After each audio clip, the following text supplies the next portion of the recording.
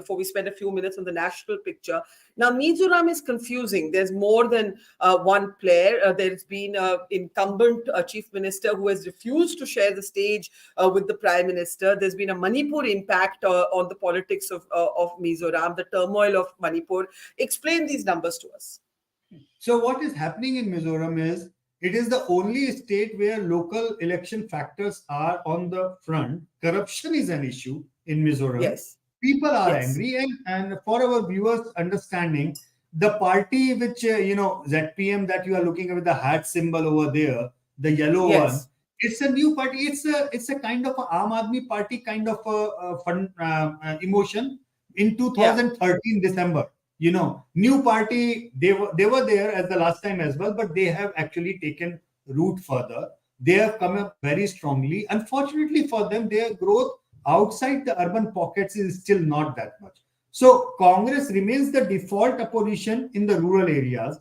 In the urban areas, actually Congress is wiped out. It is the ZPM which is the default opposition. But the Mizo National Front is likely to hold on. Their numbers are going down, no doubt. But I would be surprised that if they actually lose the election because of multiple things at play. Mizo identity is one of them. For people, those who do not understand the thing, the way the Manipur crisis played out, Barkha, the Mizo sentiment or tribe sentiment that, okay, these people belong to us, that is something is played out. BJP, on the other hand, is only and only focusing on the Chakma and the Buddhist vote, that emotion.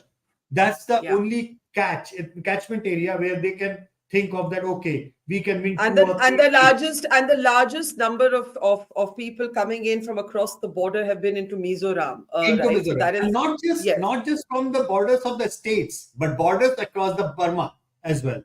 Right. So there is a significant Mizo population in the Burmese side. A lot of refugees are coming in. We actually asked a question, Barkha, on Manipur violence. We also asked a question about the NRC, about the whether the Mizo people coming from Burma should be given as a proper refugee status, should be settled down. I was amazed looking at the results. Huge majority of them said, emotionally it said that would be the right thing to do, but it will harm the state in the long run. They said both the things at the same time.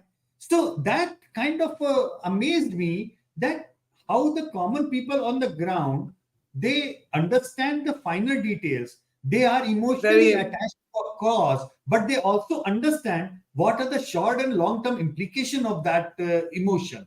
So they they want to do the right thing, but they understand that the state will take a knock from it, possibly. I want to go back to the chief ministerial findings, the candidate who is the most popular face. And actually, it is not the sitting chief minister. It is the parties, that you describe as the kind of AAP of the Kejriwal, as it were, in his heyday of Mizoram.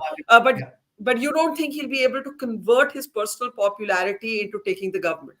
That's largely because the ZPM's infrastructure and the way they are placed in the rural Mizoram countryside, that will harm them probably. They have the public emotion, but they are not in a position to capture, number one. Number two, because they are likely to win some of the seats in urban areas with huge margins. That is also the reason that their overall vote share might not be doing justice to their number of seats that they are winning. Is the kind of a phenomena which we see with the BJP in many states, like in, for example, even in Gujarat for that matter. BJP wins urban seats with really huge margins, so overall state vote share gets skewed of sort, but that does not really translate into number of seats. So look at the Mizoram's chief ministerial ratings, and then look at the numbers that are likely to come. You will figure out that, okay, there is an emotion, there is a positivity for them, but that positivity largely remains restricted to the urban areas. And because the number of seats are going to be restricted in the urban areas, that will restrict their overall winnability clause. So now that is what feeling like that this might not be the same way anti-incumbent, the way people might have expected that. And that's the cue to pick up. How angry are you? The question you've been asking across the state, how satisfied or unsatisfied. Half of Mizoram's voters say they're angry and they want to change government. But of course, Northeast politics, small groups, it could go either way, and you believe the incumbents will hold on. I believe that, because unlike other northeastern states, actually Mizoram is more homogeneous, if I may say so. The Mizo identity, from the religious perspective and also from the perspective of the linguistically diversity that is, say for example, in Nagaland. In that way, it's not the same as well. It's much more homogeneous of sorts when compared to other northeastern states. But it is very unique state. It's a Christian majority states, as we all know. The presence of church, or the role that the church plays over there, is very important. Many people don't know. Actually, church over there vets all the list of all the parties.